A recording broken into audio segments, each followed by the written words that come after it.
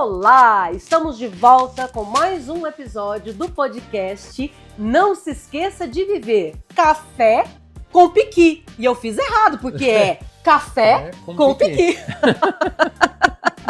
E o tema de hoje é níveis de consciência, um assunto que eu gosto muito. Eu conheci no MBA que eu fiz na Franklin Covey, que o coordenador era o Luciano, foi aí que nós nos conhecemos. E a partir de então fiquei encantada, porque entendi que estava sendo apresentada a uma estrutura de pensamento que faz muito sentido, porque explica, porque várias pessoas juntas, olhando o mesmo fenômeno, podem ter interpretações diferentes. Porque cada um de nós pode ter óculos diferentes uns dos outros.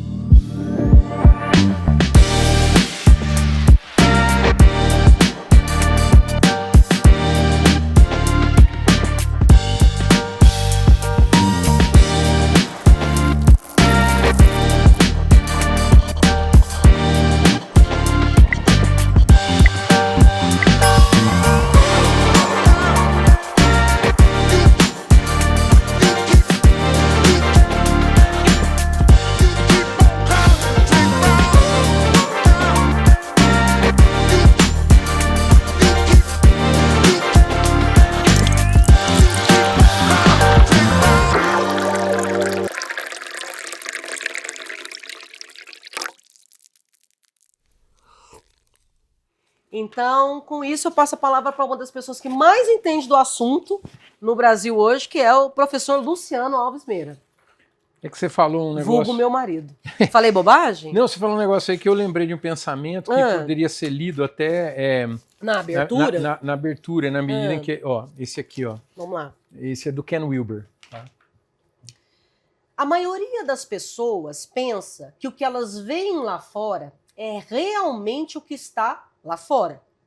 E que o mesmo mundo está disponível para todos. Tudo o que elas têm de fazer é olhar. Mas o que os estudos de desenvolvimento mostram inequivocadamente é que em cada nível de desenvolvimento realmente vemos, sentimos e interpretamos o mundo de formas dramaticamente diferentes. Ken Wilber. Bom, é importante a gente pensar nisso, ó. Existe um mundo objetivo, o mundo como ele é, Tá, né? aqui? Sim, mas cada um de nós tem uma experiência dessa realidade muito distinta do outro, porque a nossa subjetividade é muito diferente. Eu tenho uma experiência subjetiva diferente da sua, pelas experiências que você teve, pela formação que você teve, pela aprendizagem que você teve, que é diferente da minha. A gente acaba tendo matizes diferentes sobre essa realidade. Então isso já é um fenômeno da consciência. Ainda não não estou falando ainda de níveis de consciência, mas estou falando do fenômeno. Existe uma diferença. Você, homem, eu, mulher. Então, quer dizer, eu estive sujeita a uma certa realidade por ser mulher, você é sujeita a uma certa realidade por ser homem. Sim. E por aí foi. Você já ouviu esse tipo de conversa, de que as mulheres enxergam certas coisas de uma forma diferente do que os homens? Mas você não lembra, mulheres são de Marte e os homens são de Vênus? É pra lá que eu vou, né? Lembra?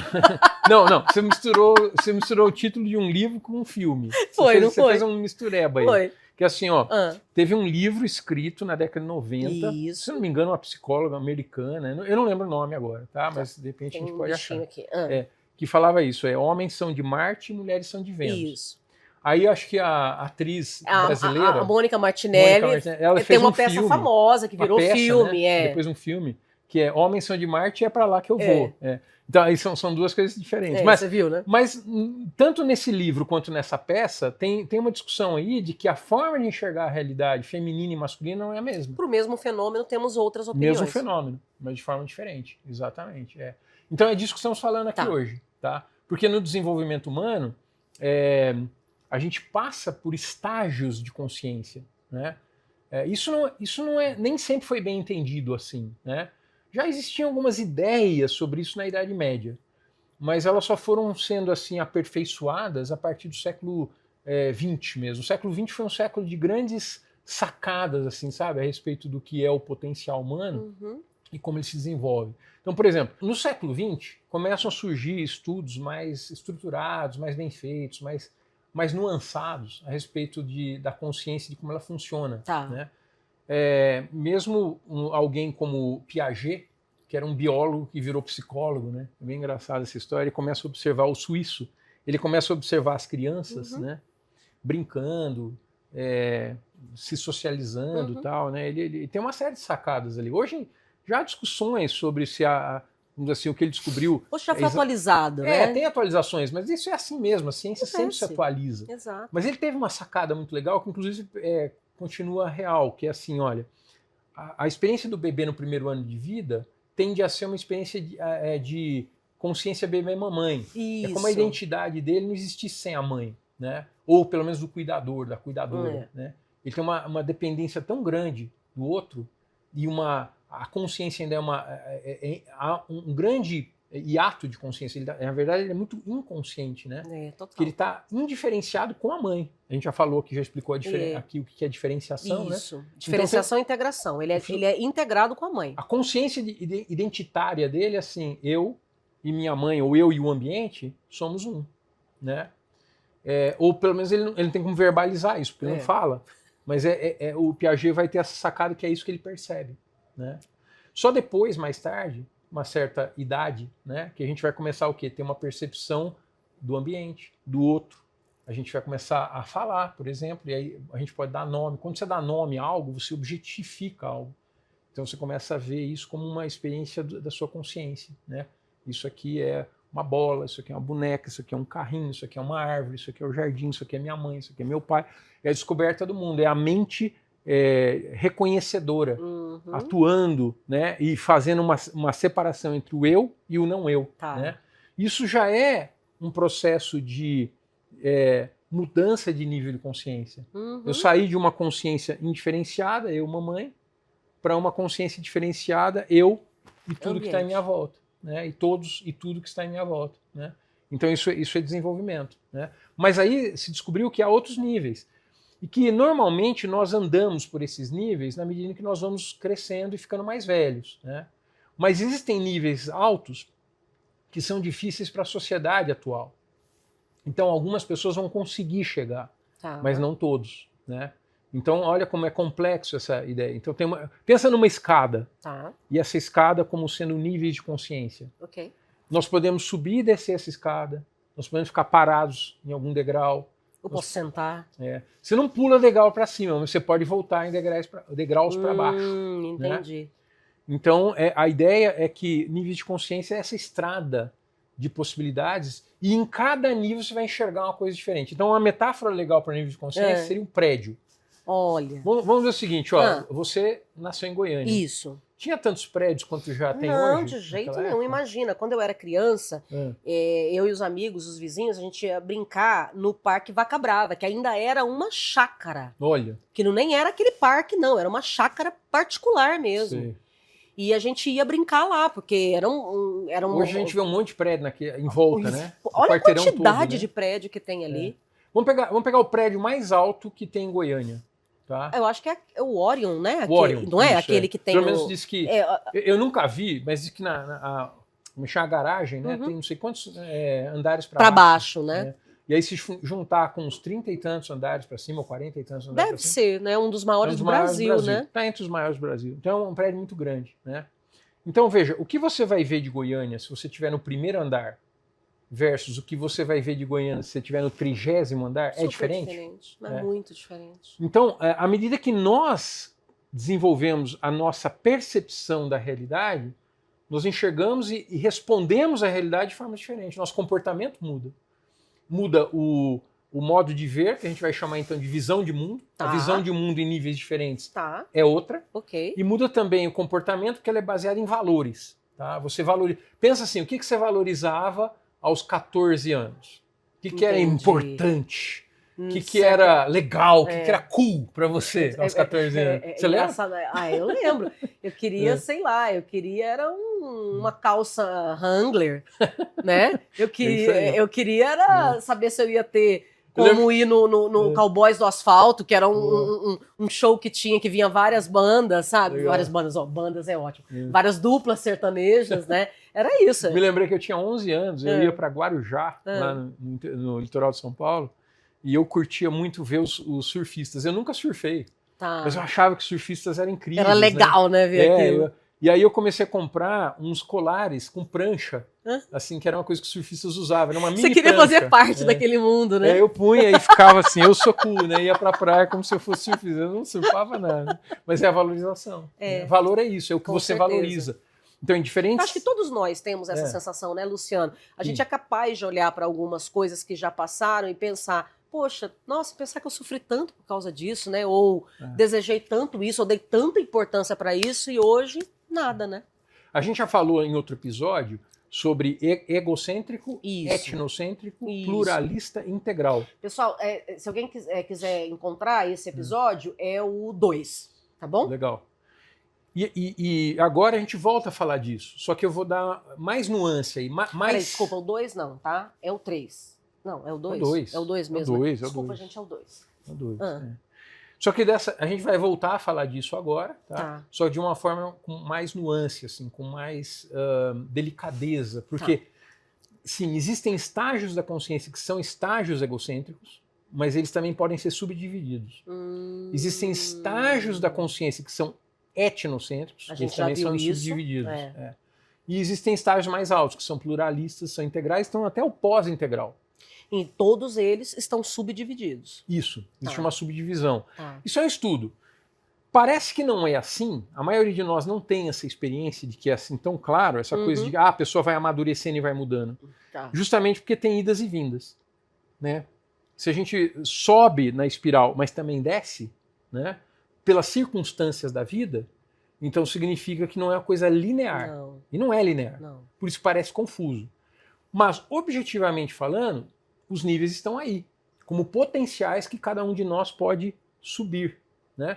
E cada subida na espiral é uma abertura da consciência. Vamos pensar um outro... É cada andar que eu subo nesse prédio, né? Isso. Então eu começo no térreo, aí eu vou pro, sei lá, pro 3º, 4º nível, já tô vendo de outro jeito. Se eu for pro 10º nível, eu já vou ver de outra maneira.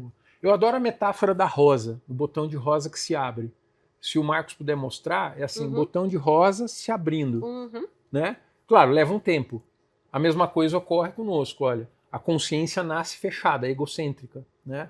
É isso que o Clare Graves é o grande, vamos dizer assim, pesquisador, né, norte-americano que no século XX fez a pesquisa dos níveis de consciência. Psicólogo norte-americano. E ele antes de publicar o livro com a pesquisa, ele faleceu, mas os seus continuadores, né, o Don Beck, que eu inclusive tive a oportunidade maravilhosa de conhecer pessoalmente, uma pessoa incrível, foi quem acaba publicando as pesquisas, né, e vão mostrar vários níveis. Vamos falar dos 7 primeiros níveis aqui, eles acabaram colocando cores nesses níveis, tá? Então, o primeiro nível... Isso que eu ia te perguntar. Esses níveis, eles não têm correlação com a idade, né? Porque não é linear, né? Tem e não tem. Pelo seguinte, ó, todo mundo nasce na primeira cor. Pronto. No primeiro nível, que é esse nível que eu falei da criança, uma consciência indiferenciada. Né? Bebê mamãe. E qual é o valor nessa idade? A sobrevivência. Pensa. Então tá todo mundo no bege. Você concorda que o bebê, ele vive para viver? Vive para sobreviver? É comer... É comer e obrar. Comer, mijar e obrar. É só isso. É que nem um bebê cachorrinho. Só faz essas 3 coisas. Que coisa mais valiosa para um bebezinho, né, esse que está no primeiro ano de idade, do que comida boa. Comer, dormir. Né, conforto, calor, né, o carinho da mãe. Tudo isso é o essencial. É o que ele valoriza. Não adianta você querer dar uma Ferrari para um bebê. Ele não entende o que é isso. Né? E é isso. O bege... que é essa primeira cor? É para todo mundo nesse primeiro momento da idade. Mas todo mundo leva um ano? Não, aí já tem diferenças, porque os pedagogos há muito tempo sabem disso, as crianças têm velocidades diferentes no seu desenvolvimento. Toda criança, como é o Wellington Nogueira, né, que ensinou isso pra gente, né, que toda criança tem seu tempo, né, cada criança tem seu tempo. Isso. Então, por isso, já não é tão linear, né, a gente nasce no bege. Agora, tem idade. Vamos dizer que a idade mais comum, a idade estatisticamente mais comum de sair do bege para o próximo nível, que é outra cor, é o roxo, ou púrpura, tanto faz, púrpura ou roxo, né? Já seria aí a partir do 2º ano de vida. Mas um adulto, por circunstâncias da vida, pode voltar aí. Exemplo, sabe aquele filme O Náufrago? Sei, com Tom Hanks? Tom Hanks. Wilson! Todo mundo fala da bola. É, né? o do Wilson. Por quê? Ele era um empresário, na verdade era um executivo. Ele era um executivo da FedEx. FedEx, uma grande empresa de transporte aéreo e tal, de entrega de encomendas pelo mundo, né? Que sofre um acidente aéreo, sobram ele e algumas encomendas só, né? Que chegam na praia. Ele fica sozinho, né? Isso foi real, né? É uma história verdadeira. Ele ficou 4 anos sumido. Ou seja, ele foi salvo porque foi dado numa ilha. Isso. Né? O avião caiu no mar. E ele conseguiu. Mas ele sobrevive na ilha com esses pacotes. Né? E aí ele consegue sobreviver os 4 anos e consegue voltar também à civilização, porque ele faz uma balsa, se lança no mar e um navio vai resgatá-lo. Filmaço. Né? Bom, acontece que no início do filme ele não está numa situação de bebê, de bege, de sobrevivência. Não, ele está numa situação laranja, azul, ele está num outro nível da espiral. Né? Mas o acidente faz com que ele volte. Então ele tem que ir para o bege. O bege ele passa a ter que lutar pela sobrevivência. É um estágio bege da vida. Né? Só que o Wilson significa para ele esse segundo estágio, que é o roxo. O roxo tem muito a ver com a busca pela segurança emocional. Vamos dizer que depois que você tem aí as questões de sobrevivência resolvidas, os valores de sobrevivência funcionando, você vai se abrir para outras experiências. E a próxima experiência é uma valorização da segurança emocional, não só física. Por isso que os bebês têm o cheirinho, né? O paninho que tem que andar com ele, o brinquedinho que tem que andar com ele aonde ele for. É um substitutivo da segurança emocional. A gente fala que algumas crianças precisam de um apoio emocional, né? O suporte emocional que pode ser o suporte emocional, o tal do cheirinho. Um brinquedo. Pode ser um brinquedo, um ursinho, pode ser um cobertorzinho, um paninho, o TT, o tal enfim, whatever. Para aquela personagem que foi real, era o Wilson, a bola. A bola funcionou como uma espécie de... Ele conversava com a bola, ele achava que a bola o protegia e por aí vai, né? E há um jeito de enxergar o mundo pelo roxo, né? Como a gente ainda está buscando muita, vamos dizer assim, segurança emocional, a forma de enxergar com os óculos do nível roxo é uma forma de insegurança, uma forma de receios, de incertezas, em que a gente quer se cercar de mais gente, a gente quer ter uma tribo. Porque eu preciso transferir para o outro aquela obrigação ou a possibilidade de me salvar. Isso, o coletivo vai me ajudar a me sentir mais eu. Mais seguro, eu vou me sentir mais segura se eu estiver com Inclusive, a gente fala que existe um amor roxo. O amor roxo é o amor que busca no outro uma segurança afetiva. Tá? É diferente, por exemplo, em outros níveis, em que você é capaz de dar amor. Você vai amar alguém incondicionalmente. Não? A mãe ama um filho. Independente se ele me ama. Mesmo que o filho não faça bem a mãe vai continuar amando o filho. Olha que doido, né? Então isso já é um outro nível de amor. Mas o amor roxo não é um amor dependente. É um amor que busca para se sentir acolhido. E há momentos na vida que a gente precisa disso. Então até um adulto volta ao roxo. Né? Ele pode transitar entre os níveis que já esteve, não é? Isso. Exatamente. É como se fosse assim, olha, cada nível que a gente vai chegando, a gente vai subindo, a gente vai descobrindo, né, no desenvolvimento da nossa consciência, ele vai fazendo parte de quem nós somos. Por isso que chama espiral, né? Porque é exatamente isso. Na medida que você ascende, você não decai. Não, você pode decair. Desculpa, você pode decair, mas você consegue voltar para aquele mesmo momento que você estava e aí continuar. Ele faz parte do seu... Você agora já tem no seu trajeto os níveis. Eu já incluí.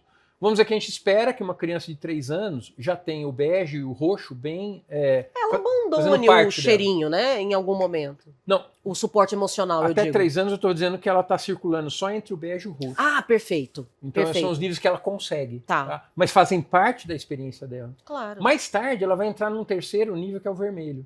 Que já é mais perto da idade escolar, vai depender realmente de cada criança, que já é um nível de heroísmo, de força, de afirmação do eu. Percebe? Até violência, né? Sim. Porque, vamos lá, cada nível que a gente sobe, que a gente alcança, vai trazer soluções às crises e problemas do nível anterior. Então então eu saí do bege para o roxo, do roxo para o vermelho. Isso. O roxo resolve o bege, o vermelho resolve o roxo. Qual que é a grande questão do roxo? O que é que você está buscando? Eu estou buscando proteção. Segurança. Psicológica. Afetiva e psicológica, isso. Quando eu chego no vermelho, eu vou ter a experiência do herói, a experiência da força. Né? Por exemplo, eu vou começar a valorizar os heróis. Eu vou testar os limites dos meus pais. Né? Então eu não vou mais esperar ser protegido, eu vou atrás de buscar. Isso, a solução do roxo é que eu me torne forte. Eu não preciso de mais ninguém, eu vou dar conta. Então a criança está se tornando uma criança mais ousada, mais atrevida, mais desafiante, mais agressiva em alguns casos. Isso. Você concorda que crianças podem ser agressivas? Que isso? Poxa. Né? Bulinar, né? Fazer o bullying. Bulinar, né? É ótimo. Mas tá correto, é o verbo? Não, tá correto assim. É bulinar. Não, é porque bulinar é outra coisa. Então vamos falar de novo. Corta aí. Assim, ó. Ela pode exercer o bullying. Pode, né? Que isso. Ela pode até brigar. Não, pode brigar na escola, sim, bater uma na outra. Envolvem-se brigas fortes. Já vi criança agredindo um adulto. Claro. Né? Ela tem a coragem de fazer. Isso é tudo do vermelho, tá? É o momento que a força, eu sou a força, é He-Man, né? Eu sou a força, tá? Que a criança está desenvolvendo. Então ela é a solução para aquele medinho do roxo, né? Vamos dizer que no roxo é que seria comum a criança pedir a barra da saia da mãe. Querer dormir na cama dos pais. Tem um trovão à noite, vai para a corre para a cama dos pais. Vamos dizer que quando ela começa a chegar em níveis vermelhos, ela quer evitar isso, ela quer mostrar que ela é capaz, que ela é independente, que ela é forte, né? Ela não é ainda, a gente sabe disso.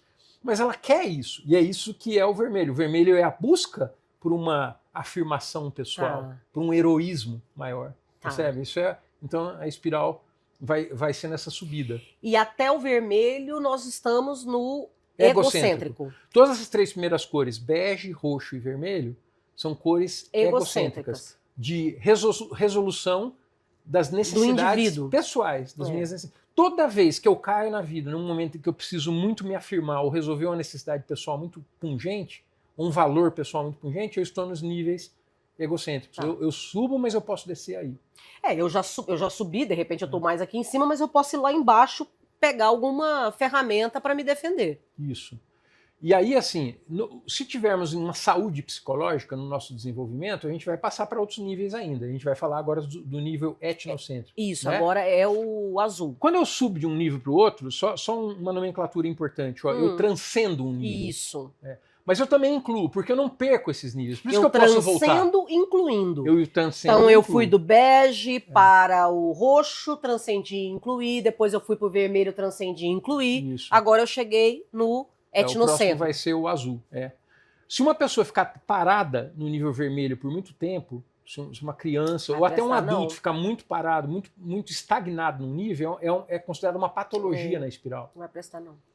Eu penso uma pessoa que não consegue conviver bem com os outros ainda, porque é muito agressivo, muito self-centered, né? Centrado em si mesmo. Eu acho que é daí que vem, talvez, né? Eu posso estar falando uma bobagem, mas eu acho que é daí que vem os psicopatas, por exemplo. Os sociopatas. São pessoas que têm dificuldade em resolver isso aí. É um pouco mais complexo. Claro, deve ser. Mas vamos dizer que questões de consciência, vamos dizer assim, estão ligadas também às patologias mais complexas, né?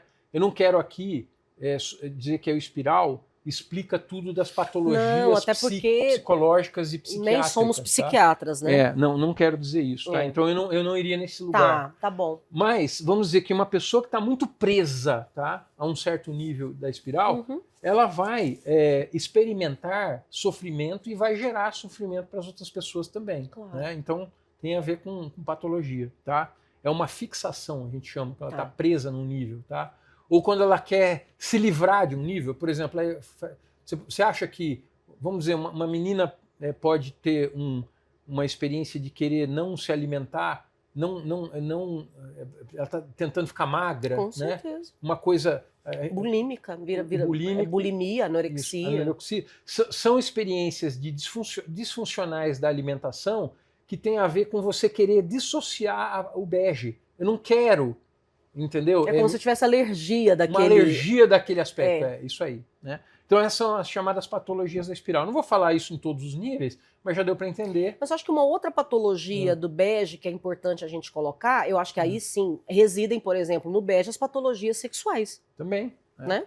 É que aí não é só bege, pode incluir inclusive outros níveis, por exemplo, como o vermelho, que é agressivo. Que é a violência. Então, enfim, whatever, mas não é. Foi bom você ter falado nisso para o pessoal ver que é complexo. Né?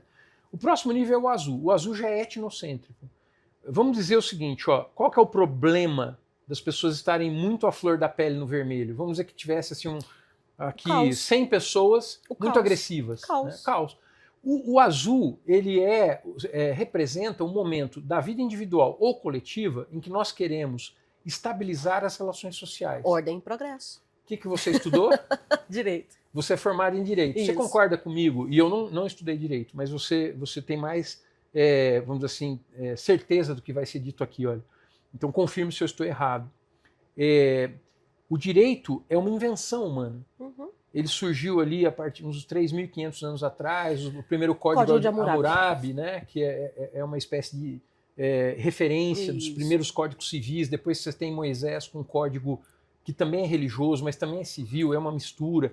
Então você tem naquela fase da história humana a tentativa de criar regras para se viver bem socialmente. Uhum. Eu sempre dou o exemplo do trânsito, porque eu acho que o trânsito é mais fácil de explicar isso, né? Por que existem regras de trânsito? Meu Deus, já imaginou se não existisse? Se cada um pudesse dirigir existindo do jeito que já quiser, mata, exato. como mata, imagina se não existisse. Pega uma cidade como São Paulo, assim, cada um dirige como quiser, não tem sinal, não tem regra, não tem nada.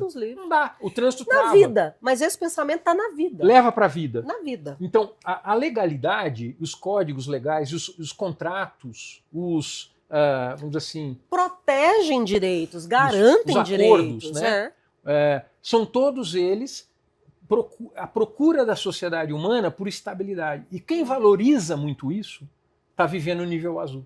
E é etnocêntrico, porque faz isso em relação aos seus. O etno já é grupo, já é coletivo, né? Eu costumo dizer que quem busca direito para estudar, geralmente está vivendo uma fase muito azul quando faz essa escolha. Claro. Pode ser. Porque, poxa, a pessoa quer Você pensa, a gente tá com investir a vida dela para ajudar. 17, 18 anos, né? Já está querendo, sei lá, resolver o mundo e tal. Crianças não têm todo esse interesse por regras.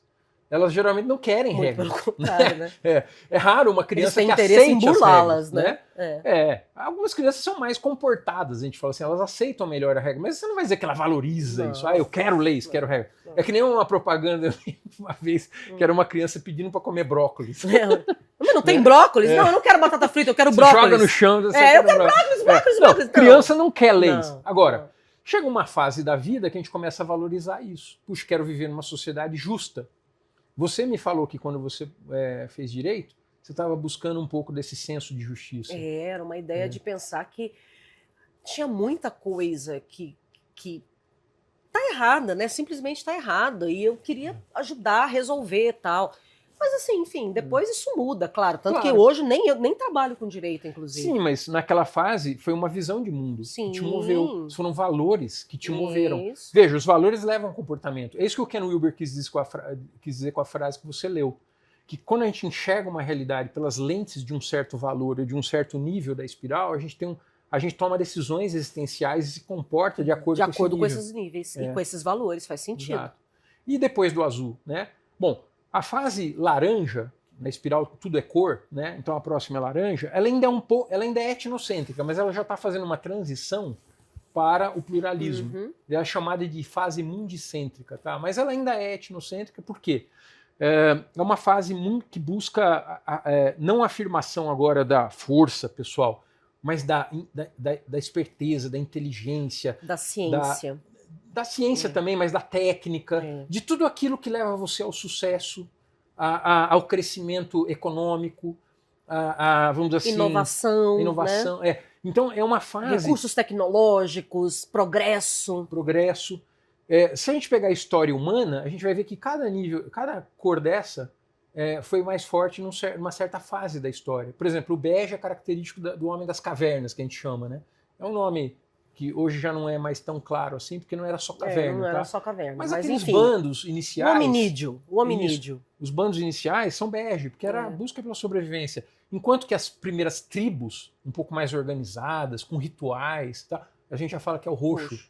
Enquanto que os primeiros impérios, você pega o Império Egípcio, o Babilônico, né, e tal, já são vermelho, né? Essa coisa do agressiva, com um poder muito centralizado, muito autocrático e tal, isso é vermelho. Ou simplesmente chego lá e tomo aquilo para mim. No azul a gente vê a fase da história que é mais legalista, então você vai ter talvez a culminância do azul, são as grandes monarquias. Né? Tanto é que a gente vai dizer que a Revolução Francesa foi uma crise do azul. Né? É isso, é porque o azul que vinha tomando conta do mundo, que eram as grandes realezas, né, as grandes monarquias estruturadas, que tinham sua legalidade, né, mas eram muito rígidas. O azul ele tende a se enrijecer, as leis, as regras tendem a se enrijecer. E quando ficou rígido demais, aí o povo teve que quebrar isso, né? Dizer, não, cada um tem que ter seu próprio direito, o direito à felicidade, o direito a buscar seu próprio empreendimento. Aí vem a Revolução Industrial. Revolução Industrial, isso tudo é laranja. Né? Então, o homem moderno, nós que vivemos em sociedade moderna, que é muito materialista, hoje, muito capitalista, aí, muito individualista, isso tudo é muito laranja. Vamos dizer que na maioria, as pessoas no Ocidente, e agora também em países como a China, que se industrializaram muito, que estão nessa fase. Buscaram muita tecnologia. Laranja. Estão entrando muito forte no laranja. O laranja é o que domina hoje no mundo, né? E não é difícil para uma pessoa vivendo numa grande cidade ou num país bem industrializado chegar ao laranja. Ele chega.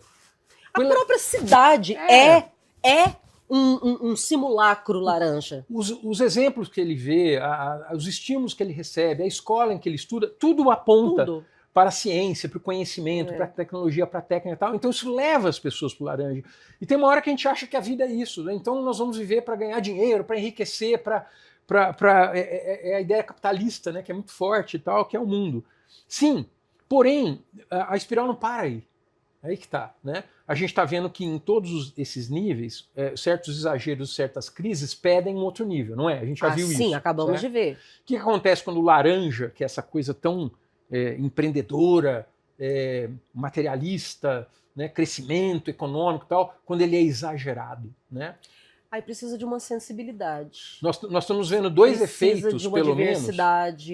menos. Eu costumo passar um trechinho de um filme para o pessoal ver, assim, o que é a crise do laranja, né? É o Lobo de Wall Street. O Lobo de Wall Street. É um discurso que o personagem do Leonardo DiCaprio faz, né? Que é aquela hora que ele sobe na mesa.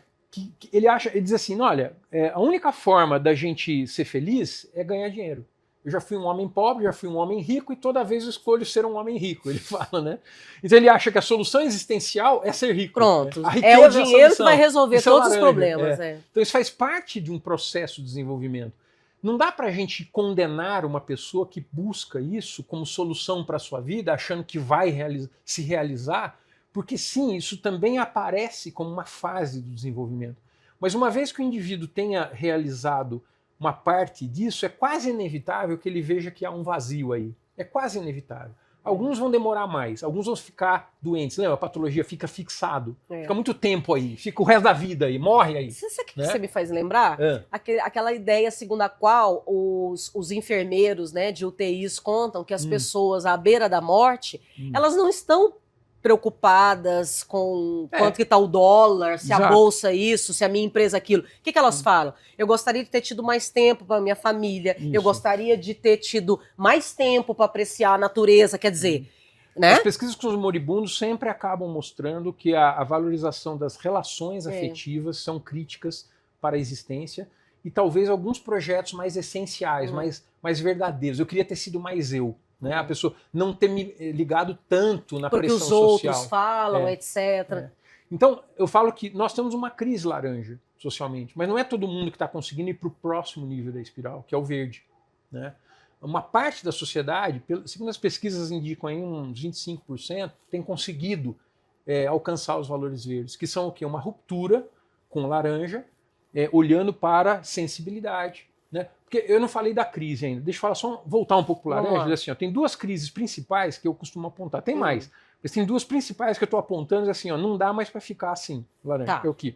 Primeiro, o mundo do trabalho nunca teve tanta doença psicossomática. Nós estamos numa grande crise de doença, enfermidades psicossomáticas. Eu trabalho com isso, você trabalha com isso, nós trabalhamos com isso. Né? A gente dá treinamento nas empresas. Há uma grande crise doentia. Então, o método de gestão, a forma de fazer gestão é muito objetiva, sempre buscando resultado que é o laranja. Deu ruim. E a forma de fazer isso, quando a gente se torna escravo, quando nós nos tornamos escravos dessa experiência, isso é extremamente... É viciante por um lado, mas é degradante por outro. As pessoas começam a ficar doentes. Né? Então nós estamos numa crise que está chegando ao paroxismo disso. Tá? Se não fosse só isso, nós temos também a crise ambiental. Por quê? Porque o crescimento econômico que nós queremos ter quando olhamos o pelas lentes do laranja, custo, né? É tão brutal que começa a colocar o equilíbrio ambiental em xeque, né? Bom, eu não sou um especialista em meio ambiente, mas já li muito, né? E sei... Não, basta observar, né, o que quanto... está acontecendo. Olha Exato, essa chuva. Os extremos climáticos. Exatamente. Eu amo a natureza, você sabe, a gente veio morar na natureza. Eu falo que mesmo que não tivesse uma crise climática, uma crise ambiental, ainda assim eu defenderia a natureza, porque eu acho que a natureza, viver na natureza, é a experiência mais importante que pode existir na vida humana. Tem um texto do Thoreau a respeito disso que eu queria muito que você lesse, e eu tenho no meu celular, talvez a gente consiga fazer essa leitura, em que ele compara a cidade e o campo. Tá? Olha, e ele fala do problema dessa enfermidade. Ele me passou, tá aqui, ó. Eu tenho aqui esse texto, eu quer te ver? Mandei? Mandou. Foi um que você... É a foto do livro que você... Isso. Deixa eu ver se eu consigo. Não, mas eu tenho aqui. É só porque estava desligado o meu telefone. Porque durante a gravação dos podcasts a gente desliga os telefones. Tô ligando o meu, ó. Tá. Você me mandou. Mas eu já consegui abrir, ó. Então pronto. Então eu acho que eu chego lá mais rápido. Deixa eu só achar ele aqui, ó. Ele tá aqui, pronto. Você acha que dá para ler? Claro. Esse trecho? Dá uma lida. A cidade oferece um clima moroso e deletério. Estimula as forças patogênicas. O campo, em compensação, produz indivíduos sãos e simples. A ausência de contato com a natureza gera tristeza e melancolia. Em sua Natural History of Massachusetts, Thoreau escreve, abre aspas, se não estivéssemos ao menos com nossos pés na natureza, nossos rostos seriam pálidos e lívidos. Fecha aspas. A natureza distribui a saúde, e aqueles que afirmam que ela engendra a tristeza são doentes que projetam sobre ela suas patologias. Extrapolando a partir dessa ideia de natureza, saúde, cidade, doença, Thoreau vai ainda mais longe e expõe essa estranha hipótese de uma genealogia da negatividade na política. As teorias do desespero, da tirania e da servidão espiritual ou política jamais foram ensinadas por homens que compartilhavam da serenidade da natureza. A tese surpreende, tentam confirmá-la, questionam-se, procuram-se exemplos ou contra-exemplos e não encontram nada contra essa afirmação.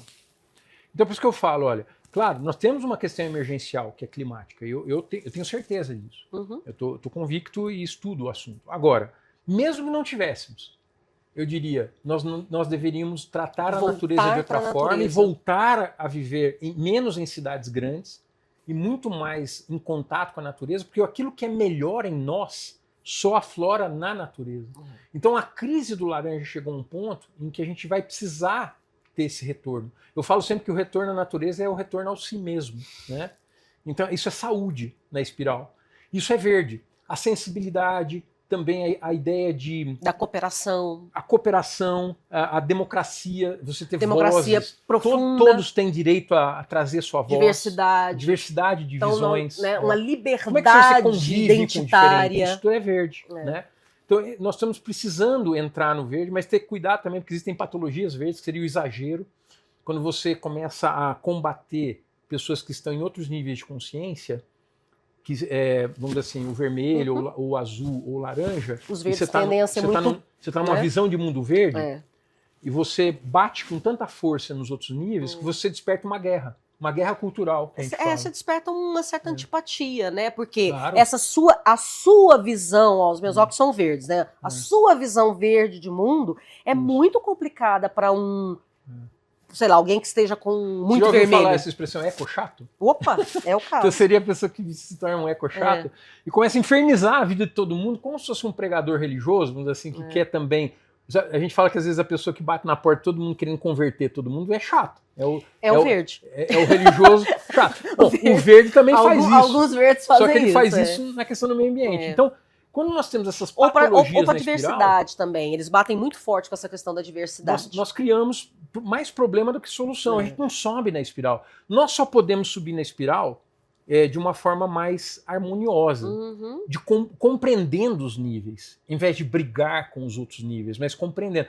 Só que quem consegue fazer isso já está entrando no nível amarelo, que é o depois do...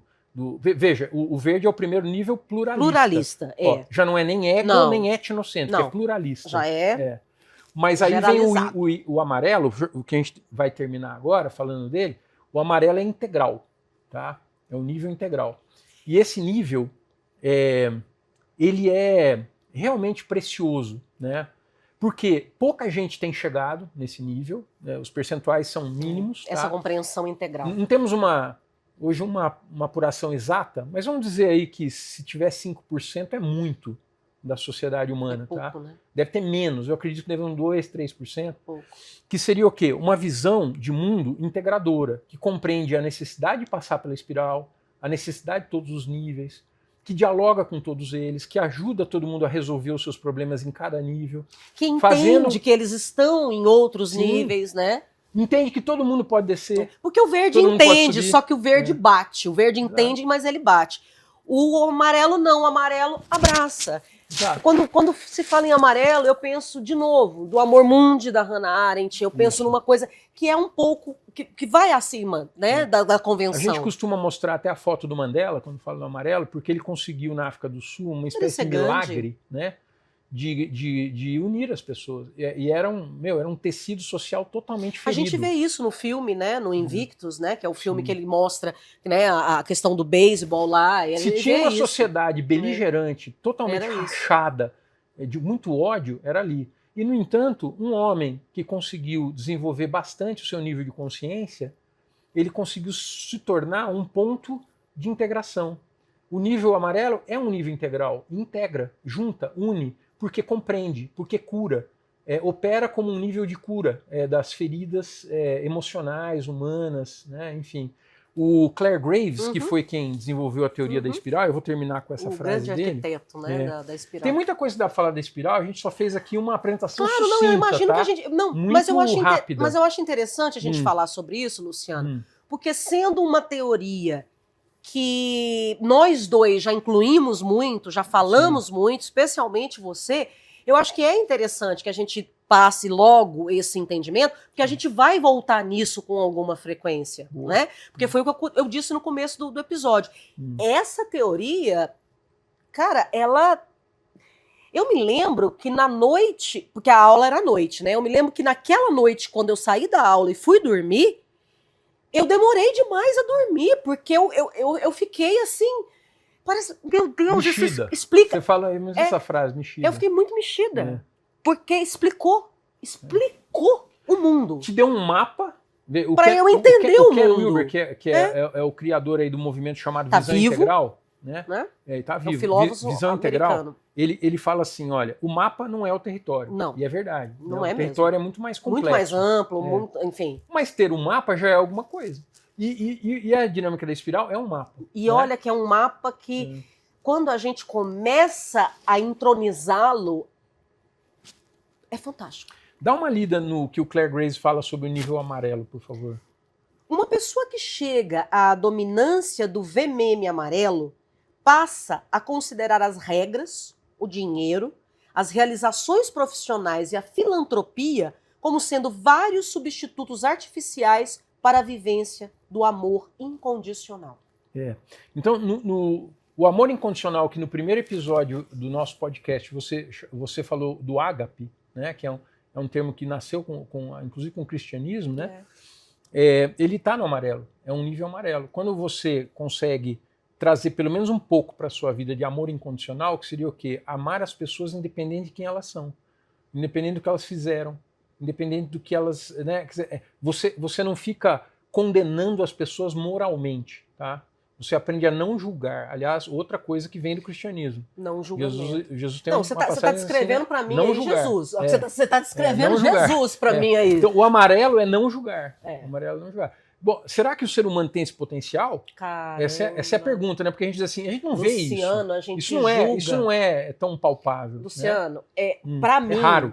Mim, e olha que você sabe que o meu nível dominante, né, porque na nossa empresa, na Caminhos Vida Integral, nós criamos uma ferramenta de autoconhecimento que traz como principal característica a integralidade. Por quê? É uma ferramenta composta por 4 questionários que, uma vez que você responda, você vai ter o seu tipo psicológico, Jung, suas inteligências múltiplas, Howard Gardner, forças e virtudes de acordo com o estudo da VIA, né? VIA, força de caráter, e os níveis de consciência de acordo com o estudo do Clare Graves. E no meu caso, a minha cor dominante é o amarelo. E eu acho extremamente complicado o não julgamento. Eu agora, com todo o estudo que estou fazendo sobre não dualidade, com o Joe Goldsmith, etc., é que eu estou conseguindo entender ainda mais profundamente essa experiência de viver sem julgar. Muito difícil. Muito. Sei lá, eu vejo um jornal, eu já estou julgando. Eu só quero terminar dizendo, no segundo episódio a gente falou que o desenvolvimento humano, o que é o desenvolvimento humano? É sempre um impulso de crescimento que está implícito, que é imanente ao ser humano, que a gente pode atender ou não atender. Pronto. Se atendermos, ele vai nos levar para momentos de diferenciação e momentos de integração. Até que cheguemos nesse processo, pelo menos, a esse nível amarelo. Porque existem outros níveis na espiral. A gente não vai falar deles aqui, não, porque não dá tempo. Nem é o caso. Não dá tempo e nem é o caso, não existe. A humanidade está tão longe do próprio amarelo que é meio too much falar de níveis acima, né? Mas se nós nos abríssemos mais ao processo de diferenciação e integração, o amarelo tornaria-se mais comum na sociedade. Não é? E assim, alguém pode dizer assim, mas isso é utópico. Eu diria, se isso for utópico, nunca foi tão necessário buscar o utópico. Exatamente. Aí, para encerrar, Luciano, eu quero te fazer uma pergunta, então, muito pragmática. Sim. Qual a importância dos níveis de consciência para o desenvolvimento humano? É isso, é uma das formas, porque não existe só uma, mas é uma das formas de mapear o caminho do desenvolvimento. E quando você tem consciência dos potenciais que estão aí para nós, é muito mais fácil você chegar lá. Imagine veja, se eu morasse numa ilha e não soubesse que existissem os continentes, se eu tivesse nascido numa ilha, né, e nunca soubesse que existem os continentes, eu jamais iria para lá. Eu nem tentaria chegar lá. Eu nem pensaria em construir um barco, porque, eu vou para onde? Se a minha suposição é que só existe aquela ilha, né, e aquela possibilidade de viver ali, eu não construo barcos, né? Agora, se eu começo a ter um mapa de que esses outros níveis, essas outras formas de viver existem, eu começo a desejar isso. Eu começo a visitar. Eu começo a querer experimentar isso. Eu começo a ficar curioso a respeito disso. E aí a gente começa a ter uma possibilidade de que o desenvolvimento aconteça. É isso. Tá certo. Valeu, então, não se esqueça de viver. É isso.